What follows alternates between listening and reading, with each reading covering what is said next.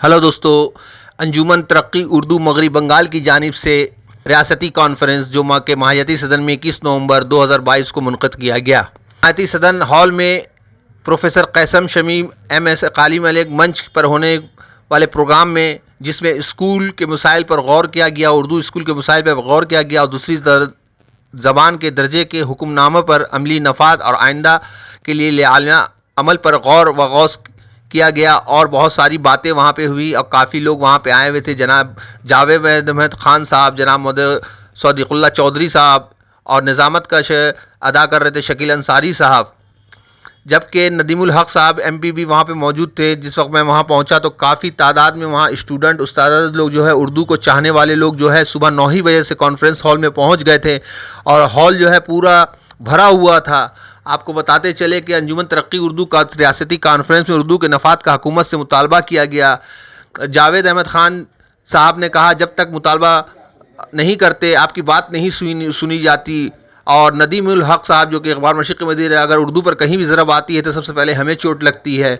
और सिद्दीकुल्ला चौधरी साहब ने कहा, उर्दू मेरी जान है। सिद्दीकुल्ला चौधरी साहब ने कहा, आइए सुनते हैं कि यहाँ की कुछ जन झलकियाँ देखते हैं कॉन्फ्रेंस की। जगाते चलो, उर्दू के हक को दिलाते चलो। हक मिलने में देर होकर जावेद खान तो कम से कम एक उर्दू घर बनाते चलो। पर हम पर आसान नहीं करती, और जब तक आप नहीं डिमांड करते हैं, जब तक आप नहीं अपना मुतालबा रखते हैं, उस वक्त तक आपकी बात नहीं सुनी जाती है। वो आपकी हमारी सबकी लीडर है, बंगाल की हर एक तबके के लोगों की वो सुनाई करती हैं। और ये शब्द तस्वीर नहीं आ रही सही।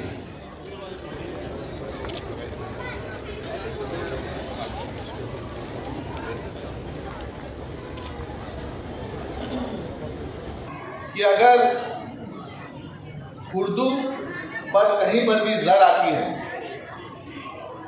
तो सबसे पहले चोट हमको लगती है। इसलिए लगती है क्योंकि एक छोटा सा उर्दू का अखबार वही मेरी रोजी रोटी का जरिया है।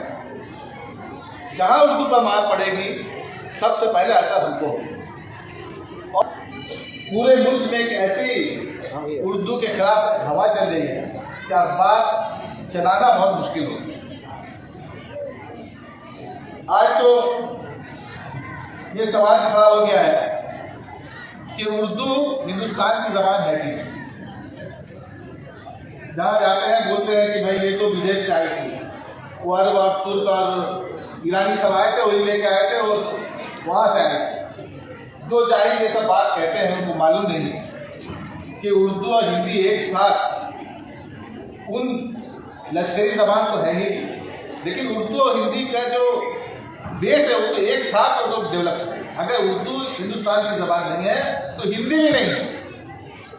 इतराफ़ के आसपास के जो स्कूल हैं वहीं से, चाहे वो डॉन बॉस्को हो, चाहे वो ला मार्क्स हो, चाहे ब्रैड हो, नया चेहरा देख रहे हैं, नया चीज़ हम लोगों के सामने आ रही है, उजागर हो रहा है कि आज ला मार्क्स के बच्चे, डॉन बॉस्को के बच्चे 1 to 10 में आते हैं, लेकिन उनकी तादाद 1 या 2 रहती है। उर्दू मगरबी बंगाल यहाँ पे एक कॉन्फ्रेंस किया और उर्दू का जैसे हालात बंगाल में तो बहुत ज़्यादा ख़राब है, इसके बारे में क्या बोलिएगा? अभी आपने कहा कि हम बात करेंगे हुकूमत से।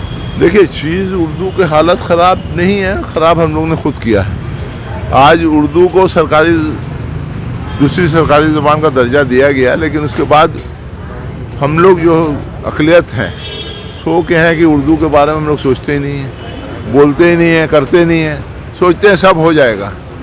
ऊपर वाला बोला ना, चाहे वो अल्लाह है, भगवान हो, क्या नाम है, खाना तो हम पहुंचा देंगे तुमको, तो खाना पहुंचा तो देंगे, वो तो वादा कर दिया, लेकिन खाना तो हमको खाना होगा, तो उसके लिए क्या करना होगा? हाथ पैर मारना होगा।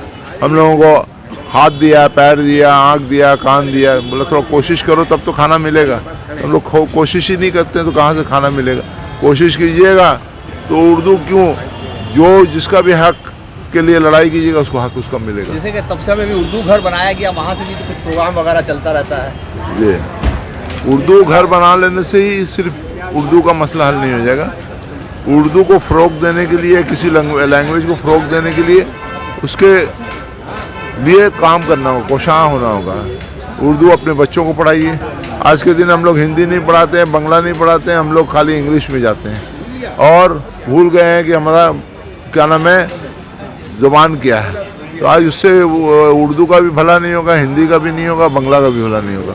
आप बंगाल में रहते हैं, पहले बंगला सिखाइए, फिर हिंदुस्तान में रहते हैं तो हिंदी भी सीखना है आपको, उर्दू भी आप सीखिए, आप पर्शियन भी सीखिए, आप जर्मन भी सीखिए, आप फ्रेंच भी सीखिए। जितने लैंग्वेज सीखिएगा बेकार नहीं रहिएगा, आपको अपने आप रोज़गार मिल जाएगा। देखिए, बहुत दिनों से बहुत सारे उर्दू के मसाइल पर ये लेके हमारे पास आ रहे थे, तो इन्होंने कहा हम लोग एक कॉन्फ्रेंस कर रहे हैं जिसमें पूरे हिंदुस्तान से और बंगाल से लोग आएंगे और उसमें अपनी अपनी बातें रखेंगे। यहाँ पर सब लोग रखें और इन्होंने एक लास्ट में एक सेक्रेटरी रिपोर्ट और मेमोरेंडम भी दिया। इसको हम लोग लेकर करके गुलाम रब्बानी जो माइटी मिनिस्टर है जावेद खान ने कहा, और अगर ज़रूरत होगा तो कैबिनेट में भी उठाया जाएगा, इसको लेकर डिस्कस किया जाएगा। ऐसा सोच रहे हैं। आज का जो प्रोग्राम हुआ है, हम लोगों ने जितने लोगों को मदऊ किया था सारे के सारे लोग आए हैं, लेकिन हम लोग एहसास कर्मचारी के शिकार होते जा रहे हैं कि उर्दू के हालात ख़राब हो गया, उर्दू स्कूल में पढ़ के बच्चे कामयाब नहीं होंगे।